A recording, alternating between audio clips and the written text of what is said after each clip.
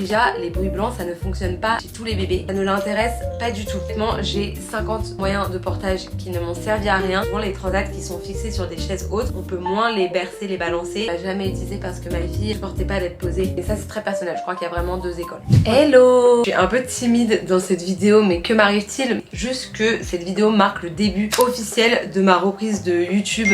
Et attendez, je vais me mettre en silencieux parce que sinon ça va pas le faire. Si vous le savez ou pas, j'ai laissé cette chaîne à l'abandon pendant genre 5 ans. Et je viens juste de vous faire une story là pour vous dire que je reprenais. Donc je suis engagée, c'est gravé dans le marbre. Ça me manquait trop et en même temps j'avais du mal à reprendre parce qu'étant donné que j'ai pas été active pendant 5 ou 6 ans ici, pas forcément j'ai plus la communauté que j'avais avant.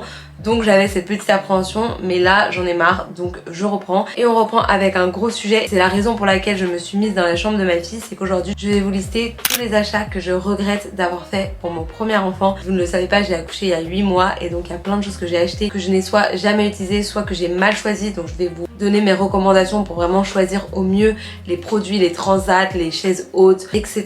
Pour vous éviter de jeter votre argent par les fenêtres comme j'ai pu faire sans le vouloir. Je me munis de ma tablette parce que j'ai tout noté dessus et que ce serait dommage d'oublier quelque chose. Et c'est parti, je viens de voir que ma tablette a plus que 1%. Bah écoutez, on va faire comme ça et on verra bien. J'ai essayé de ranger par catégorie. On va commencer par la catégorie sommeil parce que je pense que c'est un truc qui vous intéresse énormément. Alors déjà, le cododo. Chez nous, n'a servi à rien. Ma fille n'a jamais voulu dormir dedans. En fait, les premiers mois, elle dormait avec nous dans le lit et juste le fait de la basculer dans le cododo, ça la réveillait. Donc on ne pouvait ni la basculer dans son lit derrière, ni dans le cododo qui était à côté de nous. Donc il n'a servi à rien parce qu'à partir du moment où elle a commencé à dormir seule, et bah on l'a mis directement dans son lit parce qu'elle avait 6 mois. Je vous recommanderais parce que c'est quand même une bonne idée, je pense, parce qu'au début on n'a pas forcément envie de laisser son enfant seul dans une autre chambre, etc. Même pour l'allaitement ça peut être plus pratique. Donc ce que je vous conseille de faire, c'est soit de vous en faire prêter un, soit de prendre un lit qui est évolutif. Vous savez, vous avez des lits, je crois que c'est Stokke qui fait ça, des lits cododo qui ensuite deviennent des grands lits et ensuite des lits au sol. Donc ça vous permet de pas acheter juste un cododo qui va peut-être pas vous servir du tout comme pour nous, surtout que ça coûte quand même cher. Il faut acheter le matelas qui va avec, les draps qui vont avec, etc. Soit d'en acheter un de seconde main, soit d'attendre simplement que votre enfant naisse. Vous voyez sur les premiers jours, premières semaines, si c'est possible de le basculer et auquel cas vous achetez un cododo dans la foulée parce que vous pourrez avoir envie d'être rassuré et d'avoir votre bébé à côté de vous. Et aussi si vous en prenez un, vraiment prenez-en un qui se balance parce que moi ma fille pour le coup elle avait énormément besoin d'être bercée. En fait de la basculer dans le lit ça la réveillait. Donc on l'a bercée dans les bras et ensuite on essayait de la poser mais ça marchait pas. Et chez sa nounou elle avait un cododo qui se berçait et du coup ma nounou arrivait à l'endormir allongée directement. Si jamais vous voulez vraiment en prendre un. Ensuite bah pour le coup le lit c'est quand même assez essentiel et tous les lits sont à peu près du pareil au même où vous pouvez changer la hauteur etc. Donc ça j'ai pas trop de conseils à vous donner. Un autre truc sur le sommeil c'est les peluche à bruit blanc. Alors j'en ai pas acheté, je suis bien contente de pas en avoir acheté parce qu'il y a deux choses. Déjà les bruits blancs ça ne fonctionne pas chez tous les bébés. Donc, avant d'investir dans une peluche à 80 € qui fait des bruits blancs, je vous conseille de simplement attendre que votre bébé soit là et de tester des bruits blancs sur votre téléphone. Vous voyez que vraiment ça marche super bien. Pourquoi pas acheter une peluche qu'il pourra garder avec lui dans son lit, mais je pense qu'il vaut mieux tester avant. Je fais une petite pause sur cette partie là juste pour vous dire que si jamais vous aimez mon contenu, n'hésitez pas à vous abonner à cette chaîne YouTube. C'est ce qui me soutient le plus, ça vous coûte rien, c'est gratuit, j'ai pas besoin de le redire parce qu'en 2026 tout le monde le sait, ça m'aide beaucoup. Donc voilà, n'hésitez pas à le faire. Sur ce, on continue. Sinon dans la catégorie sommeil, un truc que nous on n'a jamais utilisé, c'est le couffin. Encore une fois, tout ce que je dis dans cette vidéo c'est hyper personnel, mais c'est simplement que je vous donne mon expérience pour que vous puissiez savoir que c'est possible que ça se passe pareil chez vous. Le coup, nous, le couffin, on l'a jamais utilisé parce que ma fille supportait pas d'être posée. On pouvait pas l'utiliser pour les temps d'éveil parce qu'il fallait qu'elle soit dans mon bras.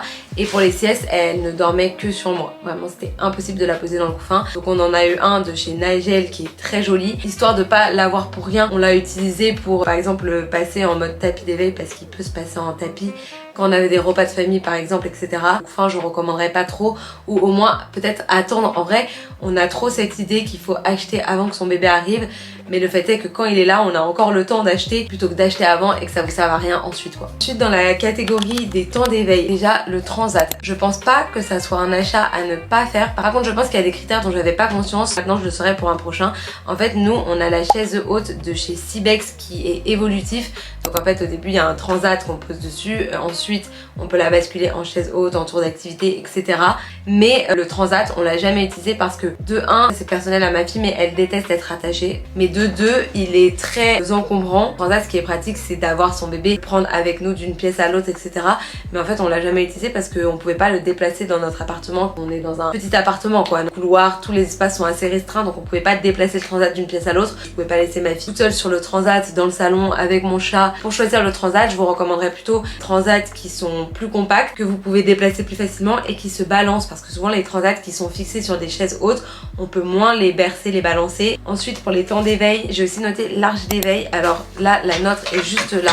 Pour le coup, on l'a bien utilisé les premiers mois. Par contre, ça passe très vite. L'enfant, il a envie de se retourner, il fait l'horloge sur le tapis, donc il est bloqué avec l'arche d'éveil. Si vous en voulez vraiment une, je vous conseille soit de la prendre en seconde main, soit pas trop cher, soit de vous la faire prêter, parce que honnêtement, ça dure pas très longtemps. Et pour le tapis, je vous recommande d'avoir tout de suite un tapis assez grand. Nous, on en a un de chez Mes Amis, quand même assez grand. Et donc ma fille, là, elle a 8 mois et il est encore à la bonne taille, alors que les petits tapis d'activité où c'est des petits ronds, je pense que ça vous dure 2 mois et après ça y est quoi, donc c'est un peu dommage. Bah voilà, j'ai plus de batterie sur mon iPad. Je vais prendre la relève sur mon téléphone. Mais sur mon téléphone, j'ai 3%.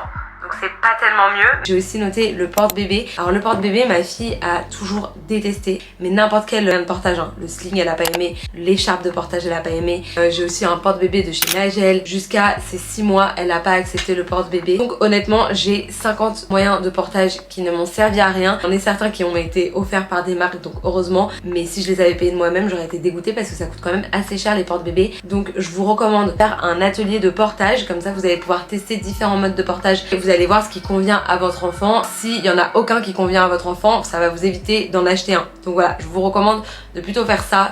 Et pour les temps d'éveil, j'ai aussi noté dans cette catégorie là les tétines. J'ai acheté de plein de sortes différentes. Ma fille détestait toutes les tétines, elles ne nous ont pas servi du tout. Elle a commencé à les accepter à partir de 7 mois. C'est la Biolan physiologique et mine de rien 10 sortes de tétines différentes à 10 € à chaque fois. Ça fait un petit budget, donc je vous recommande d'en acheter une sorte pour la maternité si vous avez envie de donner des tétines, bien sûr, parce que c'est hyper personnel. Et ensuite, si ça marche pas, n'investissez pas forcément dans plein de sortes de tétines. C'est peut-être juste avec le temps que votre enfant finira par les accepter. Je me rends compte que cette vidéo va être un peu longue, donc prenez des notes, mais je voulais aussi vous parler des jouets. Avant que ma fille arrive, j'étais dans cette catégorie de maman qu'on peut appeler les beige moms. Je voulais plein de jouets dans des tons comme ça, un peu neutres, un peu beige, etc.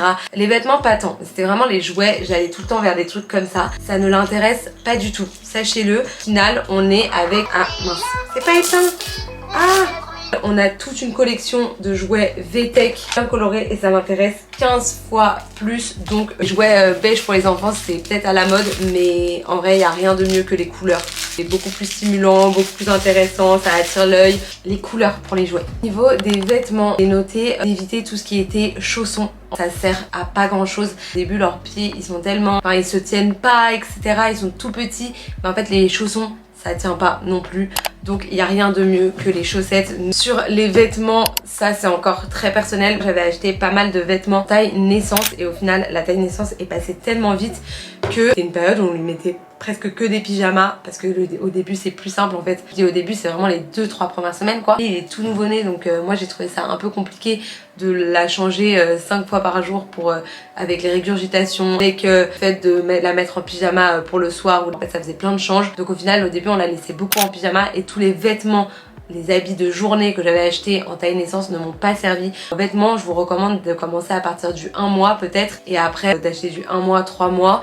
Mais pareil en fait votre enfant, moi j'avais commencé à acheter des trucs en 6 mois en réel. J'ai racheté plein d'autres trucs après quand elle était née parce qu'on a le temps en fait d'acheter quand ils sont nés. 6 mois c'est dans longtemps quoi. D'ailleurs tout le monde critique les pyjamas qu'on attache par derrière. Moi j'ai trouvé ça hyper pratique parce qu'en fait on les enfilait comme un tablier par le devant donc c'était très cool. Et ça c'est très personnel, je crois qu'il y a vraiment 2 écoles. Ensuite pour les balades à l'extérieur, bah je vous apprends rien, la poussette, le siège auto etc. Un truc qu'on n'avait pas acheté nous, c'est les fixations pour passer le siège auto, enfin le cosy dans la poussette. On n'avait pas acheté, au final le temps a passé, maintenant ma fille a presque 8 mois et on n'en a plus vraiment l'utilité, mais au début c'est bien pratique quand son enfant s'endort à la voiture par exemple et pour pas le réveiller à le basculer dans la poussette, ça peut être très cool. Donc voilà. Dans la dernière catégorie que j'avais notée, la catégorie repas, un dernier truc que je regrette c'est les biberons. parce que j'avais acheté des biberons chez Elé, les biberons à 40 € là, parce que honnêtement sur le papier ils sont très cool, en silicone médical, la tétine physiologique, ils sont anticoliques, ils sont très cool, mais le truc c'est que j'avais pas pensé que tous les bébés, c'était pas tous les types de biberons. Ma fille est allaitée exclusivement, donc quand elle est chez sa nounou elle a besoin de biberons, ou quand je la fais garder parce que je tire mon lait, mais j'avais pas pensé au fait que les bébés allaités acceptaient pas toutes les sortes de biberons, donc j'ai acheté 3 biberons à 40 €, je vous laisse faire le calcul, mais c'est pas hyper rentable. Maintenant qu'elle est un peu plus grande, je pense que je retenterai parce qu'à mon avis elle les prendrait. Ah oui, si, un dernier truc sur l'allaitement, les tire-laits. Alors je trouve ça très pratique, les tire-laits nomades, moi j'en ai et honnêtement c'est très pratique quand je pars en déplacement etc, mais y a rien qui tirera mieux qu'un tire-lait hospitalier en location avec une ordonnance de votre médecin. Moi, chez moi, je tire tout le temps avec un tire-lait hospitalier. Et sachant que très peu de personnes le savent, mais les tire-laits nomades ont une durée de vie limitée. Donc c'est surtout à ne pas acheter de seconde main parce qu'en fait le moteur, on sait qu'il va durer un certain nombre de tirages et qu'au bout d'un moment il marchera plus. Et du coup neuf ça coûte quand même assez cher. Moi j'ai celui-ci de chez Momcozy, c'est le R1, c'est un des derniers modèles, il est hyper bien mais du coup il coûte genre 400 €. Sincèrement si on me l'avait pas envoyé je pense pas que je l'aurais acheté de moi-même parce que c'est trop cher et en plus ça tient moins bien qu'un tire-lait hospitalier. Je vous conseille de vraiment y réfléchir, c'est par rapport à votre mode de vie, si ça va vraiment être utile ou pas. Voilà, j'ai beaucoup parlé, j'avais beaucoup de choses à dire. Ah si, il y a un autre truc, les Babyphone, j'en ai un comme ça là, avec une caméra et l'écran. Et en fait on a trouvé ça pas très pratique parce qu'il faut recharger l'écran en plus de la caméra. Enfin, oui je crois que c'est ça, l'écran faut le recharger, pas hyper pratique alors que du coup là maintenant on a une caméra ici qui est reliée directement à une application sur le téléphone et c'est plus simple. Voilà, j'espère que ça vous aidera. Si je me rends compte que j'ai oublié des choses dans cette vidéo, je vous referai une autre partie parce qu'elle va être suffisamment longue. N'hésitez pas à vous abonner à cette chaîne YouTube parce que ça me soutiendrait beaucoup et à mettre un petit commentaire et à mettre un pouce en l'air si jamais vous avez aimé cette vidéo et à me suivre sur Instagram. Bref, ça fait beaucoup mais c'est ce qui me soutient le plus, donc merci et je suis trop contente de reprendre cette chaîne. Et des bisous, bonne journée, bonne soirée en fonction de quand vous regardez cette vidéo et bisous.